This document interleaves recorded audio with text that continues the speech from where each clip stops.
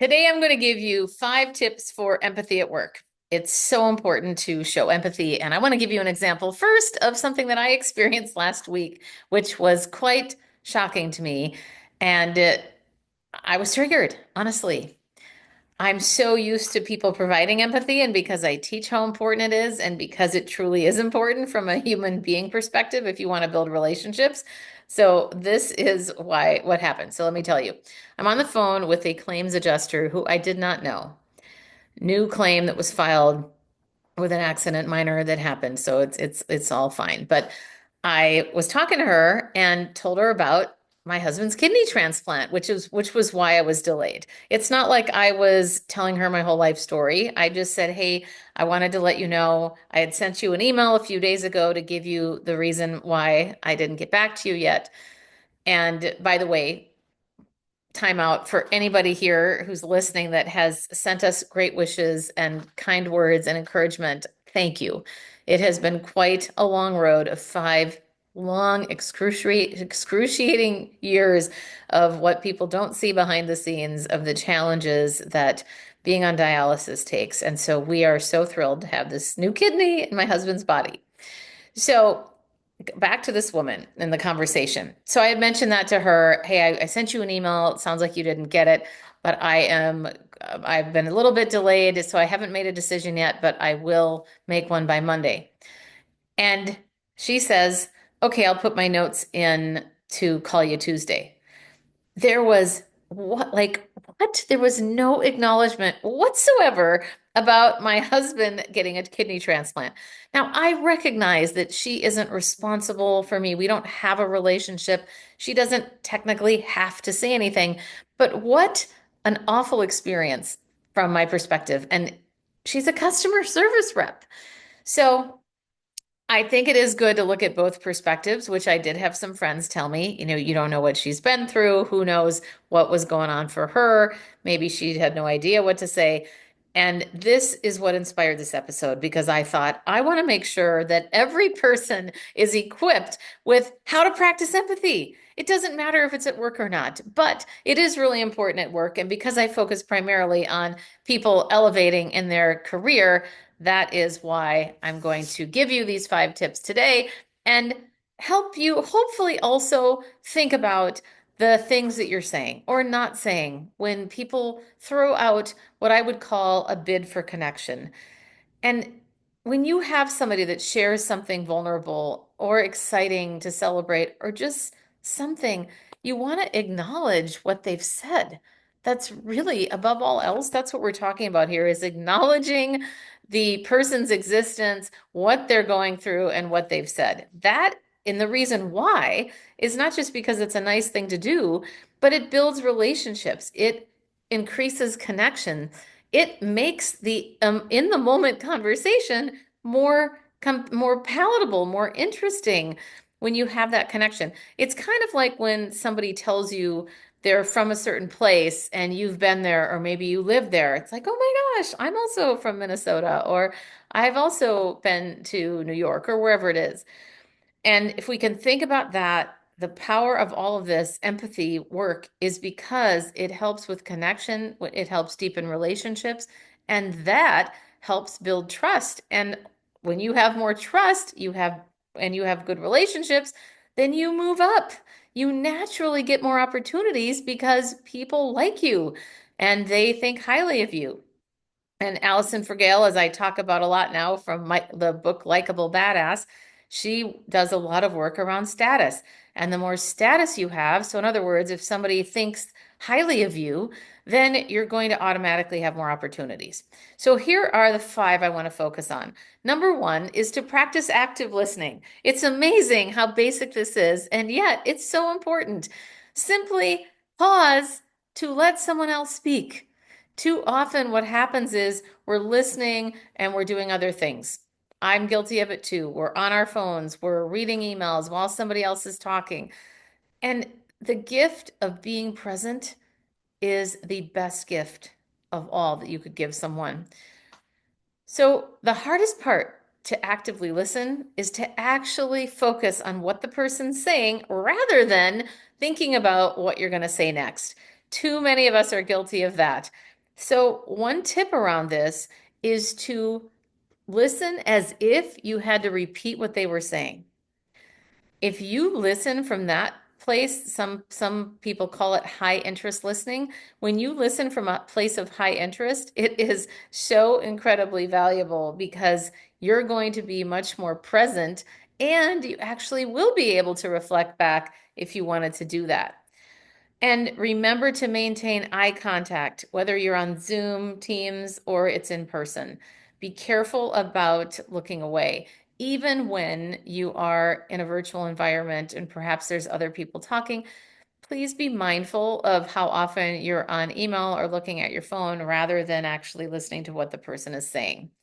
And for those of you watching this on YouTube, I actually have a sign above my head right now that says in the moment. Technically, the whole thing is live in the moment, but you can't see all of that right now. But I think it's very appropriate for what we're talking about today is be in the moment. And also ask clarifying questions to demonstrate that you value their perspective. And one of the best is technically not a question, but it helps to gather more information, which is tell me more. Tell me more about that. Or things like, could you say more about that? Or, oh, wow, expand on that. I'd love to hear more. When you give them permission through your words to keep going, it will evoke more from them and it will help you to also understand them better. And frankly, when we understand people better, there is again more trust. We have better relationships. So that's what we're going for. So, number one, practice active listening. Number two, acknowledge emotions explicitly. What I mean by that is if somebody says something like, oh, I'm so frustrated, say that back to them. It might feel like you have to be creative and come up with new words, but actually, the research shows us that when we use the same words back, it is a lot more powerful and you have a deeper connection and experience with the person. So, for example, if they say, I'm so frustrated, say, wow, that does really sound frustrating. Or maybe if they're excited, I can see why you're excited about this. What you're doing is you're validating their feelings. And when people feel that their feelings are validated, they feel seen and heard. And when people feel seen and heard, automatically we are more calm, we're at peace, and we're able to listen from a better place. So, this is also a great thing to remember that when you're also trying to influence somebody to do something or to buy into your idea or whatever it is, then they're going to be more present when they know that the relationship is based on trust. And a huge part of this stems from that empathy. So acknowledging those emotions make it really authentic and you create space for even more genuine connections. Number three is to consider communication preferences.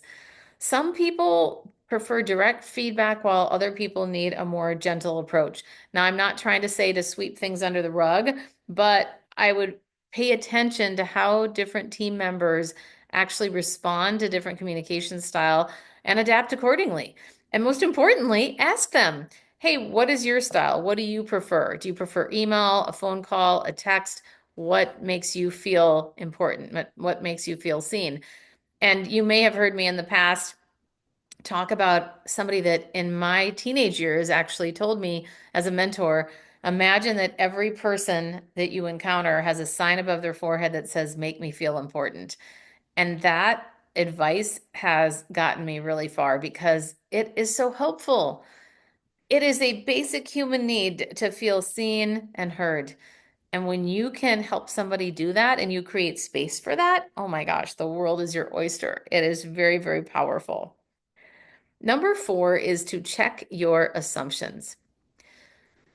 Too often we jump in and we assume things and then we realize, oops, I should not have done that. So before reacting to a confusing email or a comment, ask yourself, might you be interpreting this message or might you be misinterpreting this?